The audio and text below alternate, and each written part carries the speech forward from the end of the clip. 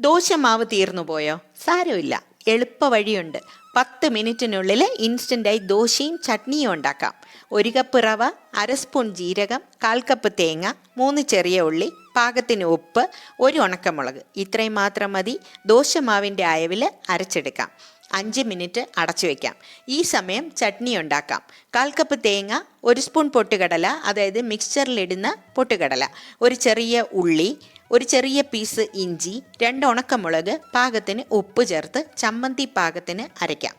വെളിച്ചെണ്ണ ചൂടാക്കി കടുക്, ചെറിയ ഉള്ളി, ഉണക്കമുളക്, കറിവേപ്പിലയും കൂടെ ചേർത്ത് താളിക്കുമ്പോൾ ചട്നി റെഡി. ഇനി ദോശ തവ ചൂടാക്കി നല്ലെണ്ണ ഗ്രീസ് ചെയ്ത് 1 സ്പൂൺ മാവൊഴിച്ച് പരത്തി ദോശയുണ്ടാക്കാം. ആരോഗ്യ ഗുണങ്ങളടങ്ങിയ മാജിക്കൽ ഓയിലായ എള്ളെണ്ണ കൂടെ ചേർത്ത് കൊടുക്കാം. സ്വാദിഷ്ടമായ ദോശയും ചട്നിയും റെഡി.